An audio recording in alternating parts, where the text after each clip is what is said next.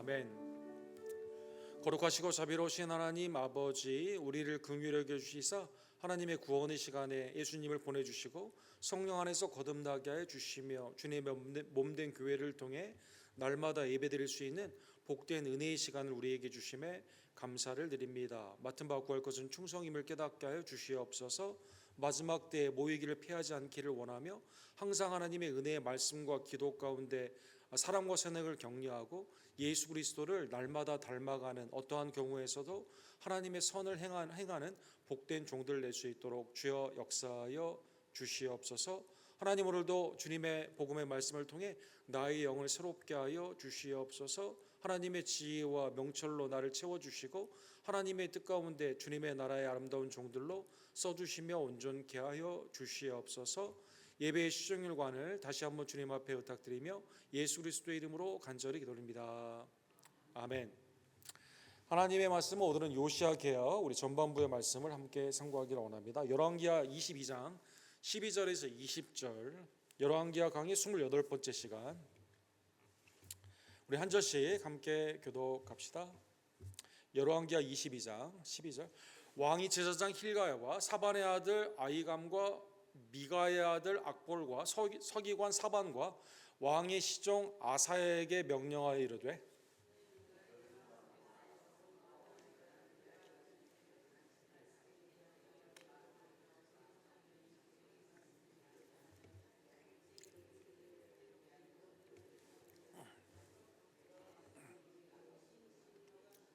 이에 제사장 힐기야와 또 아히감과 악볼과 사반과 아사야가 여선지 훌다에게로 나아가니 그는 할하스의 손자 디과의 아들로서 예복을 주관하는 살룸의 아내라 예루살렘 둘째 구역에 거주하였더라. 그들이 그와 더불어 말하매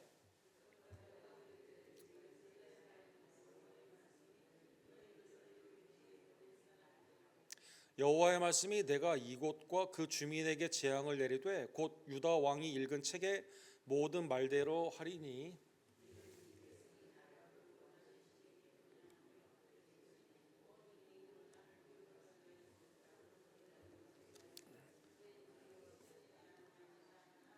너희를 보내 여호와께 묻게 한 유다 왕에게는 너희가 이렇게 말하라.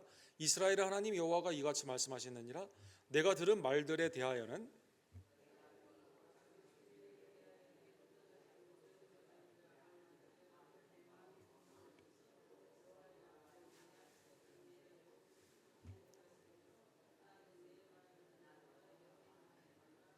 20절 같이 읽겠습니다. 그러므로 보라, 내가 너의 조상들에게 돌아가서 평안히 묘실로 들어가게 하리니 내가 이곳에 내리는 모든 재앙을 내 눈이 보지 못하리라 하셨느니라 하니 사사들이 왕에게 보고하니라. 아멘. 우리 해마다 연초가 되면 우리 세계 과학자들, 특별히 핵과 관련되어 있는 핵과학회 과학자들이 그 둠스데이 클락이라고 하죠. 그 지구 종말 시간, 이 시계가 지금 종말을 향해 우리가 얼마나 남아 있는가, 이것을 이제 그 경고하는 의미에서 이 시간의 추를 이제 조정을 하게 됩니다.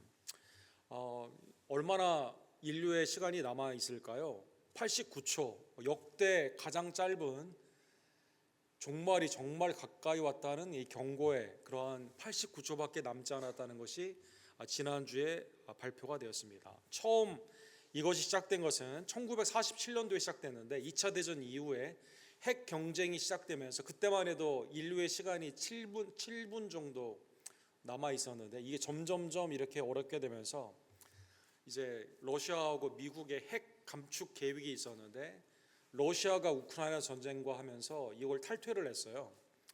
그러니까 이제 미국도 이제 거기서 탈퇴를 했죠. 그다음에 이제 그 파리 기후 그 협약을 통해서 다음 세대에게는 우리가 지구를 좀 더 보존해 줘야 된다. 그래서 환경에 대한 유엔 산하의 그러한 계약이 있었는데 여기에서 이제 그 미국이 탈퇴하고 여러 나라들이 탈퇴하게 되면서 이제 그 기후 변화의 여러 가지 LA의 산불이랄지 또 이 동부의 그 홍수랄지 우리가 생각하지 못했던 규모가 어마어마한 이러한 기후의 재난들이 점점점 이렇게 많이 일어나고 있는 것입니다. 그 다음에 이제 생물학적인 위험인데, 이 코로나 바이러스처럼 새로운 바이러스들이 막 일어나게 되고, 지금 뭐 새로운 바이러스가 지금 그 많이 있는 이러한 상황에서 이, 이 사람의 이 치료약이 거기에 따라가지 못하게 되고, 그 다음에 이제 이게 이제 음모론과 섞여가지고 이 백신이나 이런 것에 대해서 이제 맞지 않으려고 하는 많은 사람들 가운데 전에 없었다고 생각하던 그러한 병들이 다시 막 일어나게 되는 이상한 시대에 우리는 있다는 것입니다. 그다음에 이제 마지막으로는 아직 알려지지 않은 AI의 시대에 이게 앞으로 인류에게 도움이 되냐, 아니면 이게 새로운 인류의 해가 될 것인가, 여기에 대한 위협이 이렇게 많이 있다는 것이죠. 이런 네 개의 위협이 앞으로 미래 가운데 우리 인류가 스스로 멸망하게 되는, 그렇죠. 다른 동물들은, 하나님이 창조한 동물들은 그런 동물이 하나도 없는데 인간만이 스스로 죽이고 스스로 자결하고 스스로 죽이게 되는, 멸망의 길을 가게 되는 이러한 것 가운데 우리에게 이렇게 경각심을 알려주고 있는 것입니다. 남은 유다에 있어서 최악의 왕은 우리가 지지난주에 본 것처럼 므낫세 왕을 볼 수가 있습니다. 므낫세가 55년 동안 최장 통치를 했는데, 이때 하나님을 경외하지 않고 우상을 숭배하고 자기의 자녀들을 불로 이렇게 사르게 되고, 그 다음에 이제 온갖 하나님의 경고 가운데도 무시하게 되면서 이제 남유다가 위기에 이렇게 있었습니다. 근데 막판에 그가 이 포로로 잡혀가게 되었을 때 회개를 하면서 하나님이 그를 긍휼히 여기시긴 했지만, 어쨌든 55년 동안의 우상 숭배로 말미암아 남유다가 굉장히 그 어려운 상황에 있게 되는 것이죠. 그가 죽은 후에 그의 아들 아몬이 왕이 되었습니다. 그런데 이 아몬이 아버지의 그러한 우상 숭배 가운데 얼마나 나라가 피폐해지고 살기가 어려워지고 또 그 우상 숭배가 얼마나 헛된 것인가를 알아야만 되는데, 오늘 본문에 보면, 본문 전에 앞에 보면 열왕기하 21장 마지막 부분에 보면 아몬이 그의 아버지 므낫세의 행함같이 여호와 보시기에 악을 행하되, 그러니까 아버지를 똑같이 닮은 거죠. 그의 아버지가 행한 모든 길로 하여 그의 아버지가 섬기던 우상을 섬겨 그것들에게 경배했다. 그래서 온갖 바알, 아세라, 그다음에 수많은 블레셋이나 다른 우상들을 데리고 와가지고 여기에서 아버지가 남유다를 55년 동안 완전히 망쳤는데, 이 아들이 그걸 보면서 그대로 답습을 하게 되는 것입니다.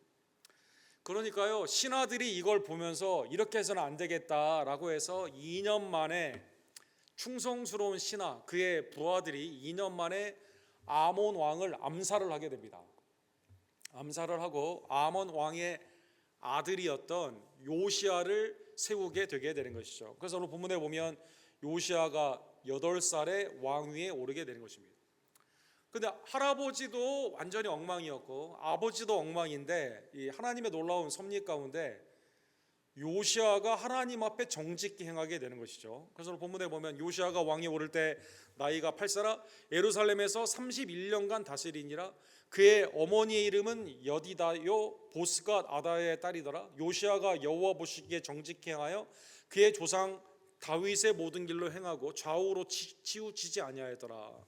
하나님 앞에 정직했다는 것은 왕이 선했다는 걸 표현하는 이 구약의 그 왕들에 대한 평가에 가장 많이 쓰이는 표현인데, 8살에 왕위에 올랐음에도 불구하고 이 31년 동안 통치를 하게 되면서 하나님 앞에 정직하며 좌우로 치우치지 아니하고, 할아버지 닮지 않았어요? 아버지 닮지 않았어요? 누구를 닮았습니까? 다윗의 그 모형을 따라 온전히 그 가운데 나아가게 되는 것이죠. 그러면 이 요시아 8살 때 왕위에 오른 이 아이 왕은 아버지의 신앙을 본받은 건 아닐 거 아닙니까? 그러면 이 사람에게 누가 말씀을 가르쳤을까요? 힌트를 보게 되면 1절에 나와 있습니다. 1절에 어머니의 이름이 있어요. 어머니의 이름이 여디다다라고 하는 어머니의 이름이 있습니다. 여디다, 이게 비슷한 히브리 철자에 거의 비슷한 어원이 똑같은 걸 보면 여다디아를 생각해 볼 수가 있죠. 여다디아는 여러분 하나님의 사랑을 받는 자다. 또 여디다도 그런 뜻인데, 솔로몬의 이 이름이, 하나님이 지어준 이름이 그 이름 아닙니까? 그것처럼 아마 어머니가 이 아이에게, 이 남편 그 다음에 시아버지는 완전히 형편없지만 영적으로 어머니가 이렇게 다스려 주었던 것 같습니다. 디모데후서 1장 5절에 보면 디모데가 루스다라고 하는 그 도시에서 사실은 아버지가 유대인이 아니거든요. 그런데 이제 어머니의 유대인 가운데 신앙이 굉장히 좋은 것을 다윗이 사울 바울 사도가 발견을 하게 되죠. 그러면서 이제 이 얘를 픽업을 해가지고 2차 여행 때 같이 데리고 다니지 않습니까? 근데 디모데후서 1장에 보면 이 신앙이 누구에게 왔습니까? 성경을 가르쳐 준 분이 있는 거죠. 누굽니까? 어머니 로이스와 할머니 로이게를 통해서 하나님의 은혜 가운데 이 아이가 이 말씀이 그 가운데 있었다는 것입니다. 그래서 그 어머니의 신앙, 할머니의 신앙이 디모데에게 있음으로 말미암아 하나님의 말씀을 상고하고 하나님의 일 가운데 선교 가운데 귀히 쓰임을 받는 것이죠. 이 믿음은 먼저 외조모 로이스와 내 어머니 유니게 속에 있더니 내 속에도 있는 줄 아노라. 할머니와 어머니를 통해서, 외할머니와 어머니를 통해서 신앙이 나타나게 되는 것처럼 요시아가 어린 나이에 이렇게 왕위에 오르긴 했지만 어머니 여다디아를 통해서 이제 그 신앙이 훈련을 받은 것 같습니다. 시간이 어느 정도 지난 후에 오늘 본문에 보면 요시아의 오늘 본문에 이제 성전의 개혁이 이제 쭉 나타나게 되는데 18째 해에 이 성전을 이제 보수를 하기를 원하는 것을 볼 수가 있습니다. 그래서 요시아가 이 대제사장과 맡은 그 사관들을 통해서 성전을 좀 보수해라라고 말하게 되는 것이죠. 그 전에는 이 공사하는 사람이 있고 이것을 감독하는 사람이 제사장이 있어가지고 이 절차가 좀 복잡했던 것 같습니다. 그러니까 이 일이 빨리 진행이 되지 않았죠. 그러니까 이제 요시아가 행정을 먼저 개혁을 하게 되는데 성전에 목수와 건축장이들 미장이가 있는데 이 사람들 바로 이 공사를 하면 즉시즉시 돈을 줘라 이렇게 말을 합니다. 중간에 네가 주지 말고 그냥 바로 이 사람들한테 줘라 이렇게 말을 하게 되는 것이죠. 그래서 보면 5절과 6절에 보면 여호와의 성전을 맡은 감독자의 손에 넘겨 그들이 여호와의 성전에 있는 작업자에게 주어 성전에 부서진 것을 수리하게 하되. 그렇죠. 제사장은 제사를 드리는 일에 집중을 해야 되지 이 금전 관련돼 있는 이것 가운데는 손을 떼라라는 것이죠. 이게 지금 진행이 더디 되기 때문에. 그래서 대제사장 힐가야에게 당신은 관여하지 말고 이거 그냥 행정적으로 바로 주라고 하는 겁니다. 목수와 건축자와 미장에게 주게 하고 또 제목과 다듬은 돌을 사서 그 성전을 수리하게 하라. 성전이 막 이렇게 되니까 금방 성전이 이제 보수가 되는 것이죠. 여러분 55년에다가 아버지가 2년이니까 57년 동안 성전이 우상 숭배하는 것으로 됐기 때문에 이게 지금 고쳐야 되는 게 한두 가지가 아니거든요. 그래서 이게 성전을 보수를 하게 됩니다. 성전을 보수를 하다가 오늘 본문에 보면 조금 희한한 사건이 있었습니다. 8절에 보니까요. 성전에서 뭐가 발견이 됐습니까? 성전에서 율법책, 성경이 발견이 되었습니다. 8절에 보니까. 사랑하는 성도 여러분, 성전에 하나님의 말씀 성경책이 있는 게 당연합니까? 안 당연합니까? 우리 교회에 왔는데 목사님 여기 본당에 성경책이 있어요. 그래서 사람들이 막 다 놀라는 거죠. 이게 성경책이 여기 있네. 이거 놀랄 일이 아니거든요, 사랑하는 성도 여러분. 예수님 있는 집에 어느 분이 방문을 했는데 이거 성경책이 이 집에 있다. 당연한 거거든요, 사랑하는 성도 여러분. 근데 55년에다 2년, 57년 동안 온갖 악행과 우상숭배를 하다 보니까요, 말씀이 희귀해져 가지고 오늘 본문에 나오는 율법책은 모세 오경을 의미하죠. 토라라고 하는 율법책 이걸 의미하게 된다. 이걸 발견했다라는 것입니다. 놀라운 일이 아니거든요, 사실은. 그 다음에 요시아도 여기에는 익숙해져야 되거든요. 당연히 성전에 성경이 있는 게 당연하지 이렇게 되는데 하도 성경을 읽지 않고 없다 보니까 이게 이제 그 내셔널 뉴스가 된 거죠. 헤드라인 뉴스가 된 거죠. 사실 이 제왕학이라고 불리우는 신명기 17장에 보면 하나님이 왕에게 뭘 말을 했습니까? 세 가지를 피하라고 그랬죠. 금은 이거 축적하면 안 되고 아내를 많이 두면 되지 않고 군대를 많이 두면 되지 않는다 이렇게 말하죠. 그러면 왕이 해야 될 일은 뭘까요? 신명기 17장 18절과 19절에 이 제왕학의 그 가장 중요한 하나님의 위임을 받은 왕, 이때는 왕도 없었는데 앞으로 왕을 세우게 되면 이렇게 해야 된다 이렇게 말씀해 주십니다. 우리 다 같이 읽도록 하겠습니다. 그가 왕위에 오르거든, 신명기 17장 18절과 19절 오른쪽에 있습니다. 그가 왕위에 오르거든 이 율법서의 등사본을 레위 사람 제사장 앞에서 책을 기록하여 평생에 자기 옆에 두고 읽어 그 하나님 여호와 경외하기를 배우며 이 율법의 모든 말과 이 규례를 지켜 행할지니라. 자, 일단 왕이 가지고 있는 성경책은 누가 합니까? 제사장이 등사본 레위 사람을 통해서 이게 다 필사를 해가지고, 제사장은 당연히 있고 당연히 이걸 익숙해야 되고, 그 다음에 왕도 이것을 가지고 있으면서 하나님의 말씀을 주야로 묵상하며 하나님의 뜻 가운데 나아갈 수 있도록 모든 말을 지켜 행하도록 하는 것이 왕도이다라는 것입니다. 왕도이다. 그런데 할아버지 때부터 아버지 때부터 완전히 이스라엘의 이러한 신앙이 무너졌기 때문에 성전에서 하나님의 성경이 발견됐는데 깜짝 놀라게 되게 되는 것이죠. 성전을 읽히게 합니다. 두 번째, 성전을 일단 개혁한 것. 두 번째는 요시야가 회개를 하는 말씀이 나와 있는데 10절에 보시면, 또 서기관 사반이 왕에게 말하여 이르되 제사장 hil기야가 내게 책을 주더이다. 이거 성경책입니다. 그래? 한번 읽어봐. 이제 읽어보라고 하는 겁니다. 읽어보라고 하니까 왕이 가만히 듣고 있다가, 사실은 주여로 묵상해야 되기 때문에 익숙한 말씀이거든요. 이미 다 아는 말씀이어야 되는데 완전히 새로운 말씀입니다. 읽다 보니까 왕이 율법책의 말을 듣자 곧 옷을 찢으니라. 이 말씀이 나에 대한 말이거든요. 이스라엘의, 지금 남유다에 대한 말씀이거든요. 사랑하는 성도 여러분, 오늘 본문의 율법책은 모세오경이라고 말씀드렸죠. 그러면 모세오경 중에서 어느 부분을 읽었을까요? 어느 부분을 읽었기에 마음에 하나님의 영광 가운데 회개가 일어나게 되고 옷을 찢는 그러한 하나님 앞에 겸비하는 모습으로 나아가게 되었을까요? 아마 신명기 28장에 보면 순종 위에 있는 하나님의 복, 그리심산에서 선포했던 하나님의 복, 반대로 불순종하게 되면 하나님께서 어떻게 징계하시는가, 순종 위의 복과 불순종 위의 하나님의 심판을 아마 읽었을 것입니다. 신명기 31장을 보게 되면 이스라엘이 배역하게 되는 그 예언의 말씀이 있거든요. 신명기에 보면 그 예언의 말씀이 이렇게 되어 있습니다. 배역하게 되면 하나님의 그 심판이 이렇게 임한다라고 말씀하여 주시게 됩니다. 이 율법책을 가져다가 너희 하나님 여호와의 언약궤 곁에 두어 너희에게 증거가 되게 하라.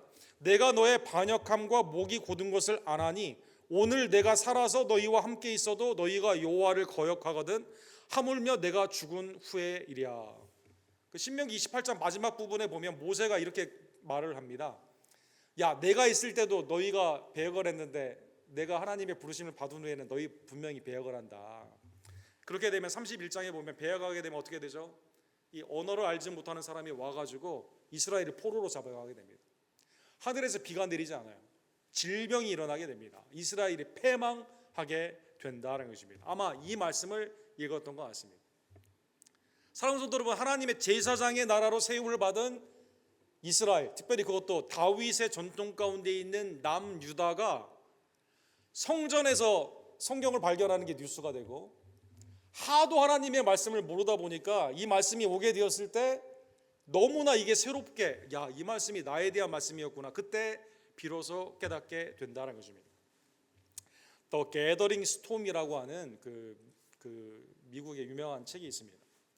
이 알버트 몰러라고 우리 이 켄터키에 서던 베프티스트 세미너리가 있어요. 거기에 이제 오랫동안 총장을 하신 분이 쓴 책입니다.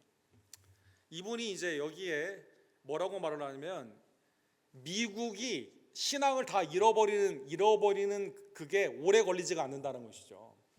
Just one generation away. 여러분, 부모님이 굉장히 신앙이 좋았는데 이게 다음 세대의 신앙이 물려지지 않잖아요. 그러면 그냥 한 세대의 신앙이 없어지는 거예요. 특별히 순전한 교회가 교회 신앙이 이게 서서히 이렇게 되는 게 아니라 어느 날 갑자기 한 세대가 실족하잖아요. 그러면 이게 그냥 끊어지게 되는 거죠. 세속화, 세큘라이제이션, 세속화, 교회가 세속화가 되게 되면, 말씀의 일리터러시, 하나님의 말씀을 몰라요, 아무도. 그러다 보니까 말씀을 사모하지 않습니다. 지키지 않습니다. 증거하지 않습니다. 그 다음에 그나마 있는 교회가 고립화, 세상 가운데 아무런 영향력을 주지 못하고 그냥 세상을 정죄하며 우리끼리만 있는 고립화. 그 세상에 전혀, 세상 안에서 예수님이 세상 안에 있으면서 세상을 변화시켜야 되는데 이걸 하지 못하게 되었을 때 이 다음 세대, 한 제너레이션 다음에 그냥 교회가 없어진다. 우리 지금 본문에 보시면 아니 55년, 2년, 57년이죠. 그러니까 두 세대 만에 그냥 성전에서 하나님의 말씀 책이 발견했는데 놀라게 되고, 왕이 하나님의 말씀을 이렇게 읽게 되었을 때 이거 나에게 주는 말씀이나 회개하게 된다는 것입니다. 더 놀라운 건 뭐냐면요, 세 번째로 요시아가 이 회개를 하긴 했는데 근데 이 뜻이 무엇인가를 완전히 깨닫지 못합니다, 사랑하는 성도 여러분. 그래서 오늘 본문에 보면 제사장과 그 교회 행정 요원들에게 이게 무슨 뜻인가 좀 가서 좀 알아봐라 이렇게 말을 하게 됩니다. 여러분, 하나님의 말씀이 너무 이게 희귀하다 보니까 성경 책이 발견된 게 이게 뉴스가 되고, 읽었는데 회개는 하는데 이게 구체적으로 무슨 말인지를 몰라요. 그래서 오늘 본문에 보면 너희는 가서 아니 왕이 좀 모른다 하면 힐기야 이 제사장은 알아야 되잖아요. 그 다음에 이 서기관은 알아야 될 거 아닙니까? 근데 다 몰라요. 오늘 본문에 보면 그래서 물어보라고 말을 합니다. 너희가 가서 나와 백성과 온 유다를 위하여 이 발견한 책의 말씀에 대하여 여호와께 물으라. 그냥 야 제사장 이 말씀 좀 설명해 줘요 하면 바로 답을 해야 되는데 아무도 말을 못하는 겁니다. 아무도. 우리 조상들이 이 책의 말씀을 듣지 아니하여 이 책에 우리를 위하여 기록된 모든 것을 행하지 아니하였으므로 여호와께서 우리에게 내리신 진노가 크도다. 좀 이거 무슨 뜻인지, 하나님의 말씀이 구체적으로 이게 어떻게 예언이 되고 어떻게 우리 가운데 왔는지 이거 가서 좀 물어봐라는 것입니다.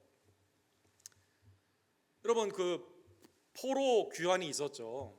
느헤미야를 통해서 나중에 이제 이 3차 포로 귀환이 있지 않았습니까? 느헤미야 8장 8절과 9절에 보면 이 예루살렘이 성전이 무너지게 되고 거기에 돌아온 사람들도 하나님의 말씀을 잊은 지가 너무 오래됐거든요. 그래서 느헤미야가 어떻게 합니까? 이 하나님의 율법의 선지자의 책사인 이 에스라를 통해서 말씀을 선포하게 하게 되죠. 하나님의 율법책을 낭독하고 그 뜻을 해석하여 백성에게 그 낭독하는 것을 다 깨닫게 하니 백성이 율법의 말씀을 듣고 다오는지라. 이게 무슨 말인지를 몰라요. 그런데 말씀을 해석하여 주니까 하나님이 우리에게 주시는 말씀이 이거구나. 이때 깨닫게 되면서 회개를 하게 되고, 그렇죠? 하나님을 기뻐하시는 것이 너의 힘이다. 그래서 느헤미야가 힘을 이렇게 허락해 주시게 되죠. 물어봤다는 것입니다. 그러면 누구에게 물으러 갔을까요? 사랑하는 성도 여러분, 당시에 하나님의 선지자들이 없었을까요? 많이 있었습니다. 에레미야가 있었습니다. 성경의 저자인 에레미야, 그다음에 성경의 저자인 스바냐가 있었습니다. 그러니까 이 두 사람이 다 요시아 때 있었던 사람이거든요. 그런데 누구에게 갔을까요? 성경에 놀랍게도 여선지자 훌다에게 가게 됩니다. 훌다에게. 오늘 본문에 보면 제사장 힐기야와 아이감과 악볼과 사반과 아사야가 여선지지 훌다에게로 나아가니. 물으러 가는 건 참 좋았지만 제사장이 참 창피한 거죠. 그래서 오늘날로 말하면 뭐 교황 아니면 교단의 총회장이 무슨 말인지 몰라가지고, 목사가 무슨 말인지 몰라가지고 저기 둘째 구역, 오늘 본문에 보면 예루살렘 둘째 구역은 빈민가거든요, 여러분. 가난한 지역이에요. 거기까지 가가지고 훌다가 왜 왔어요? 제사장이 얼마나 이 멋있는 옷을 입고 갔을 거 아닙니까? 제사장이 입는 옷 가운데 갔는데 하나님 말씀 몰라가지고 이게 말씀이 무엇인지 좀 알려주세요라고 찾아가게 된 겁니다. 그래서 훌다에게 가게 된 거죠. 그는 할라스의 손자 디과의 아들로서 예복을 주관하는 살룸의 아내라. 예루살렘 둘째 구역에 거주하더라. 그들이 그들과 더불어 말하며. 그죠? 왜 훌다에게 갔을까요? 아마 에레미야와 스바냐도 있었지만 아마 그때 어베일러블 하지 않았던 것 같습니다. 이분들이 말씀을 몰랐다는 게 아니라 그때 말을 할 수 있는 어베일러블한 분은 이 예루살렘의 시내에 아무도 없어요. 저 둘째 구역은 마저널라이즈, 굉장히 이 빈민가처럼 어려운 사람들이 사는 거거든요. 그래서 거기에 가서 묻게 된 겁니다. 신뢰받는 여선지자, 이분은 하나님의 말씀을 그대로 선포하리라. 워낙 거짓 선지자가 할아버지 때 아버지 때부터 거짓 선지자들이 판치고 있는 이때 물어볼 사람이 너무 없다 보니까 거기에 가서 물어보게 되게 되는 것이죠. 훌다가 하나님의 말씀을 선포하게 됩니다. 당시의 거짓 선자들은 뭐라고 말하죠? 염려할 필요 없다. 우리 하나님의 택함을 받은 백성이다. 하나님이 우리와 함께 하시기 때문에 바빌론 두려워할 필요 없고 그냥 너희 정욕 가운데 있어도 된다. 하나냐를 비롯한 거짓 선자는 언제나 사람들이 좋아하는 말만 합니다. 여러분, 참 선지자 예레미야와 오늘 본문의 훌다는 어떻게 말을 했을까요? 하나님이 말씀하신 성경의 말씀, 주신 말씀을 그대로 증거하게 됩니다. 예레미야 23장 17절에 보면 하나님이 이렇게 말씀하시죠. 항상 그들이 나를 멸시하는 자에게 이르기를 너희가 평안하라 여호와의 말씀이니라 하며 거짓 선자들에 대한 말씀입니다. 또 자기 마음이 완악한 대로 행하는 모든 사람에게 이르기를 재앙이 너희에게 임하지 아니하리라. 죄악 가운데 있는데 회개를 촉구하지 않아요. 그냥 비유, 권력과 연합을 해가지고 좋아하는 말만 계속합니다. 거짓 선자들. 참 선지자는 그렇지 않죠. 하나님의 주신 그 말씀 그대로 선포하기 때문에 하나님의 말씀 가운데 벗어난 그 죄 가운데 회개를 촉구하죠. 진실을 이렇게 말을 하게 됩니다. 그러면 훌다는 오늘 본문에 보면 진실이 말씀을 선포했을까요? 17절에 보면 그대로 선포를 하게 됩니다. 남은 유다가 망하게 된다는 것입니다. 남은 유다가 왜 망하게 될까요? 이는 이 백성이 나를 버리고 다른 신에게 분향하며 그들의 손의 모든 행위로 나를 경노하게 하였음이라. 그러므로 내가 이곳을 향하여 내린 진노가 꺼지지 아니하리라 하라 하셨느니라. 하나님이 주신 그 말씀 그대로 신명기 28장과 31장에 나오는 불순종 가운데 우상 숭배를 하게 되었을 때 어떻게 망하게 된 하나님의 진노 가운데 심판을 받는가 말씀을 그대로 증거하게 됩니다. 하나님의 은혜 안에서 그런데 심판 가운데 심판의 이 하나님의 예언의 말씀의 목적은 무엇일까요? 그거는 요시아가 회개를 하는 거죠. 이스라엘 백성들이 회개를 하는 거죠. 사랑하는 성도 여러분, 요시아가 회개를 했습니다. 그래서 19절에 이렇게 말씀하시죠. 내가 이곳과 그 주민에 대하여 빈터가 되고 저주가 되리라 한 말을 내가 듣고 마음이 부드러워져서 여호와 곧 내 앞에서 겸비하여 옷을 찢고 통곡하였으므로. 요시아가 회개를 하고 하나님의 은혜 안에서 이 말씀이 우리에게 진짜 하나님의 진노로 임하게 됐구나, 우상을 타파하며 하나님의 은혜 가운데 나라를 갱신하고자 하는 이 마음 가운데 하나님이 이 말씀을 듣고 어떻게 하십니까? 요시아를 귀히 여겨주시게 됩니다. 그리고 당대에 하나님이 심판하여 주지 않게 하신 거죠.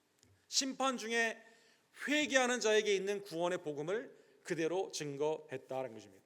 자, 요시아 성전에 처음에 행정의 개혁을 하다가 하나님이 섭리 가운데 이 행정 가운데 행정의 개혁이 뭘로 인도했어요? 하나님의 절대 진리의 말씀을 발견을 하게 되죠. 거기에서 회개를 하게 됩니다. 하나님께 뜻을 묻고 그 가운데 하나님의 말씀 앞에서 회개하며 그 가운데 나아가게 된 것입니다. 요시아가요 개인의 회개뿐만 아니라 오늘 본문에 보면 그래서 남유다를 개혁을 하게 됩니다. 우리가 내일 다음 주에 그걸 보게 되는데 열왕기하 23장에 보면은요 개혁이 이렇게 나와 있습니다. 종교 개혁이 나와 있습니다. 왕이 단 위에 서서 여호와 앞에서 언약을 세우되 마음을 다하고 뜻을 다하여 여호와께 순종하고 그의 계명과 법도와 율례를 지켜 이 책에 기록된 이 언약의 말씀을 이루게 하리라 하매 백성이 다 그 언약을 따르기로 합니다. 백성을 다 불러놓고요 하나님의 말씀을 강론합니다. 언약을 세웁니다. 우상을 타파합니다.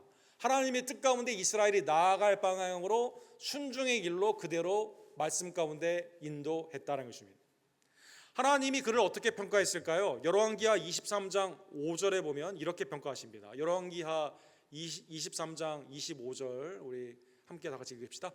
요시아와 같이 마음을 다하며 뜻을 다하며 힘을 다하여 모세의 모든 율법을 따라 여호와께로 돌이킨 왕은 요시아 전에도 없었고 후에도 그와 같은 자가 없었더리라. 하나님의 은혜에서 마음과 뜻과 힘을 다하여 하나님의 말씀을 따라 하나님께 돌이켰죠. 우상을 버리고 하나님께 돌이키게 됩니다. 나라가 하나님께로 돌아오게 됩니다. 그리고 하나님이 이 은혜 가운데 남유다에게 평강을 허락하여 주시게 되는 것이죠. 자, 오늘 본문의 말씀을 깨달으며 두 가지를 생각해 보기를 원합니다. 첫 번째로는요, 하나님의 말씀을 우리가 보았을 때 모를 수가 있거든요. 하나님의 뜻이 무엇인지를 잘 깨달지 못할 때가 있거든요. 항상 하나님의 뜻이 무엇인지를 말씀을 사모하며 그 뜻을 찾아 묻는 성도가 되기를 간절히 원합니다. 여러분, 요시아가 성경책 발견했어? 그냥 한번 읽어봐. 그래? 그러고 지나간 게 아니라 이게 지금 무슨 뜻인가? 진정한 거짓 선자들에게 물었으면 별거 아니에요 그거, 그렇게 말했을 거예요. 근데 이게 이상하게 하나님의 심판이 있는 것 같은데 무슨 뜻인가? 우리 어떻게 해야 되는가? 물어보게 된 거죠. 사랑하는 성도 여러분, 복음서에 보면 제자들이 예수님께 물어보는 장면들이 있습니다. 예수님께 물어보는 장면들이 굉장히 많이 있는데, 물어볼 때마다 예수님이 야 너희 그런 거, 물론 사도행전 1장에 보면 이스라엘을 회복함이 이때임이니까 때와 시기에 대한 그거 물어봤을 때는 아버지께 속해 있기 때문에 너희가 알 바 아니요, 이거 이렇게 하는 부분도 있지만 그 외의 모든 것들은요, 예수님께 질문했을 때요, 예수님이 거절했을까요? 알려주셨을까요? 다 알려주셨습니다, 여러분. 예를 들어 마가복음 4장에 보면 우리의 마음의 토양, 이 네 가지의 땅의 비유가 나와 있죠. 그렇죠? 옥토와 같은 마음이 되는, 착한 마음으로 순종하여 결실을 맺게 되는 그 비유가 있습니다. 사람들은 목수가 웬 농업에 관련되어 있는, 이 농사에 관련되어 있는 씨 뿌리는 그런 비유를 하지, 그냥 지나가요. 제자들이 묻습니다. 주님, 무슨 뜻입니까? 예수께서 홀로 계실 때 마가복음 4장 10절에 보면 함께한 사람들이 12제자와 더불어 그 비유에 대하여 물으니, 예수님이 뭐라고 말씀하세요? 야, 잘 물어봤다. 하나님의 나라의 비밀을 너희에게 주었으나 외인에게는 비유로 하는 거다. 물어본 자에게 하나님의 나라의 복음의 비밀이 나아가게 되는 거죠. 마태복음 15장에 보면 이 바리새인들이 손 씻는 거, 왜 너희 예수님 너희 선생과 너희 제자는 손을 안 씻냐? 예수님이 뭐라고 말해요? 먹는 게 아니라 속에서 나오는 게 더러운 거다. 디파일먼트라고 하죠. 더러운 부정에 관련되어 있는 말씀을 하게 됩니다. 이때 베드로가 묻죠. 주님, 이게 무슨 뜻입니까? 왜 사람의 전통, 왜 바리새인들의 그것과 다른 말씀을 하십니까? 주님이 악은, 삶 가운데 있는 더러운 것은 우리의 입을 통해 들어가는 그게 아니라 우리의 배를 통해 입으로 나오는 것이다. 악하고 음란하고 세상 가운데 있는 탐심은 다 마음에서 입을 통해 나온다. 주님이 설명하여 주시게 되죠. 마태복음 24장에 보면 성전에 돌 위에 돌 하나도 남기지 않고 다 무너지리라 주님이 말씀하십니다. 이때 제자들이 묻죠. 주님, 종말에 그러면 무슨 일이 일어납니까? 우리에게 좀 알려주세요.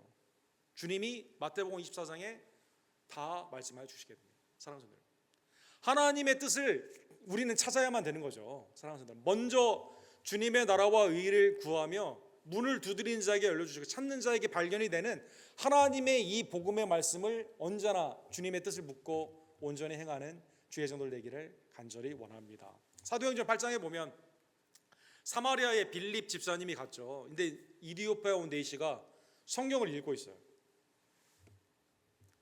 무슨 뜻인지 아세요? 빌립이 묻습니다.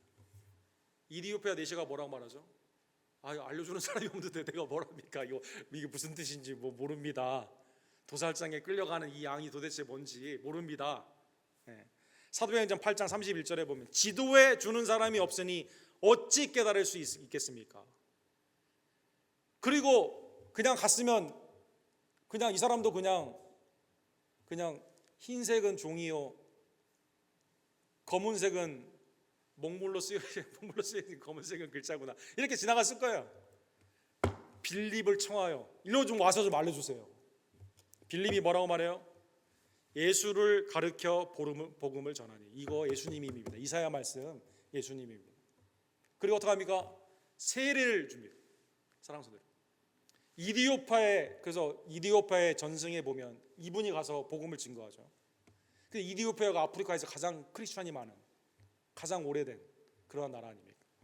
말씀에 하나님의 뜻을 여러분과 제가 사모하며 언제나 묻는 주의 종들 되기를 간절히 원합니다. 두 번째로는요, 말씀을 깨달았다면 어떻게 될까요?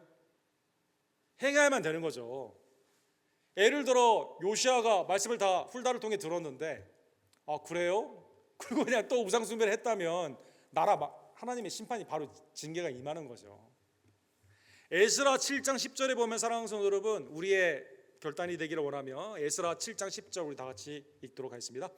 에스라가 여호와의 율법을 연구하여 준행하며 율례와 규례를 이스라엘에게 가르치기로 결심하였다다. 결심을 하고 내가 이스라엘에 가서 하나님의 말씀을 가르쳐야겠다, 하나님의 말씀을 그대로 행해야겠다 라고 하게 되니까 하나님이 어떻게 인도하십니까? 바로 아닥사드다 왕을 통해서 칙령을 내리죠. 그리고 에스라에게 말합니다. 야, 너 가서 하나님의 말씀 가르쳐. 하나님이 길을 인도해 주시게 되는 거죠. 사랑하는 성도 여러분, 주신 말씀에 순종하는 하나님의 복된 종들 되기를 간절히 원합니다. 그래서 우리가 말씀을 증거하다 보면 사람들이 물어볼 거 아닙니까?